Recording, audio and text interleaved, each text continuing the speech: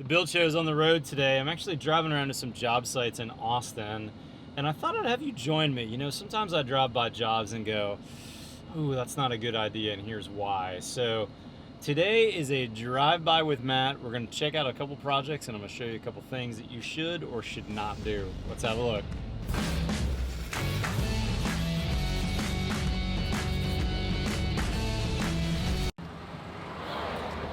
All right, here's a troubling trend I see in Austin. People are trying to do the farmhouse look, but they're doing it with some modern details like this. So like this house here, look at the farmhouse detail on the front, that traditional kind of turned gable pointing back towards the street. They've got a good house wrap system, and that window appears to be installed well. But look at that wall up there with the parapet. We got no overhang up there. That wall is going straight to the sky, and they've got a traditional house wrap on there, which is a problem because that's an area that's going to get a ton of water. You're going to get as much water on that wall as the roof for the house. And I see that all over town. That is a really bad detail. Whenever we've got no overhangs, parapet walls, we need to take our waterproofing more seriously and go to the next level. They really need to be thinking about doing either a peel and stick or a fluid applied or a Huber zip system that we know we can really tighten it up well. Think about this, a house that has overhangs has a big umbrella up, and the wider the overhangs, the bigger the umbrella. Those houses don't have problems. Those houses are waterproofed well. The water is shed well away from the house and the foundation. Houses with shorter overhangs or no overhangs have way more problems. And then you get a house like that back there that has some short overhangs, and then an area with no overhangs. There's problems. There's going to be problems on that house. And a traditional house wrap, once you staple that with all your staples for your stucco or your siding, any water that gets back there is going to be able to run behind that house wrap that's on there because it's not fully applied, and we're going to find a lot of problems in a few years when we remodel that house. Let's go see what else we can find. All right, here's another one that scares me. Again, this is not intended to be a dig on the house wrap, the windows. This is really an architecture and a process that I want you to think about. So look at that pop out on this second story here. There's like a screen porch, or I don't know what that's going to be, covered porch maybe, that's unconditioned here. And look, you've got your house wrap there, and can you see those windows on the side? Let's see if I can back up. No, it's behind me. See how that window comes all the way through? You've got house wrap inside, you've got house wrap outside, and you've got basically a window up there without a window in it. I don't know if they're going to screen it at some point, but they've just flapped the house wrap in. There's no sill pan on that house wrap. Think about water that's going to sit on that flat portion of that sill up there in those windows. It's going to get right behind there, and you're going to have massive rot. I actually made that mistake about 10 years ago, and I'll link to a video that I made on it. I got a call from a client about their screen porch that was having some problems with their redwood kind of inside sills on there, and we thought it was a caulk and paint issue. When I got into it, I realized, gosh, I had massive rot on something I built.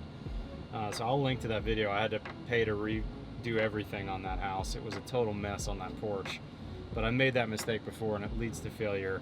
I'm going to call that builder and try and track them down, and hopefully we can get them to do something different. But let's see what else we can see here as we're driving around.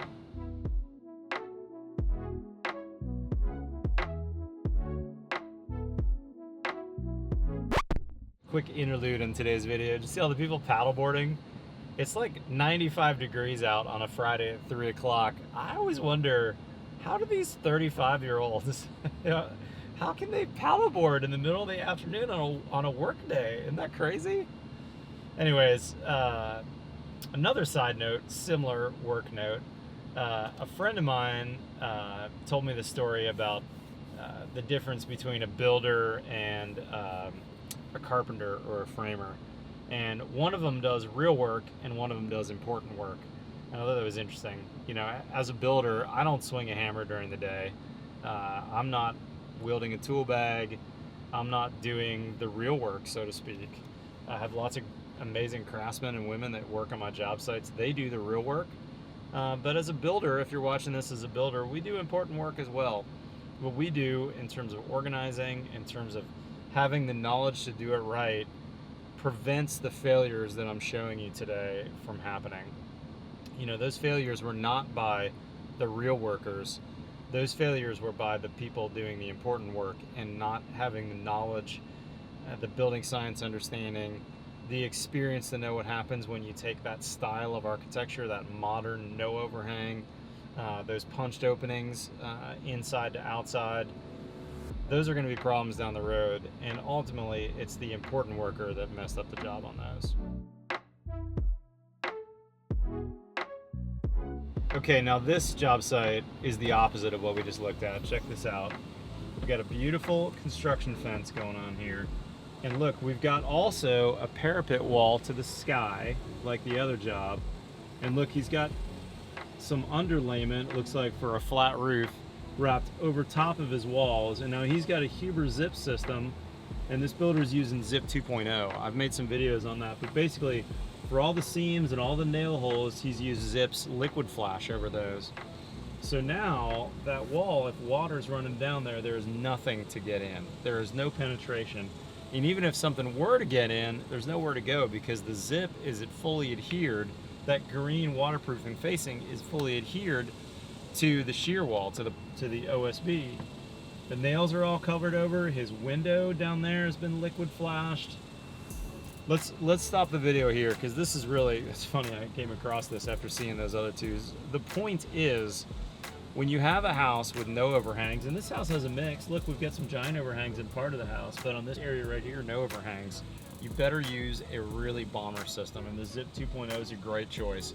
You could also use a fluid applied, or you could use a peel and stick that's fully bonded, but you need to take your waterproofing to the next level. Think about this, if you're out in the rain, you got a raincoat on, good, you're good to go. It's probably on your pant legs area and get wet.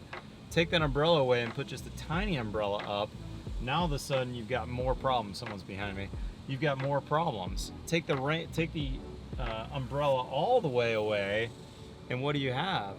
Now you got a Patagonia jacket on. You better get the best jacket you can afford because you're gonna get rained on all the time. There's no umbrella to protect you. And you better make sure your Patagonia jacket is zipped all the way up.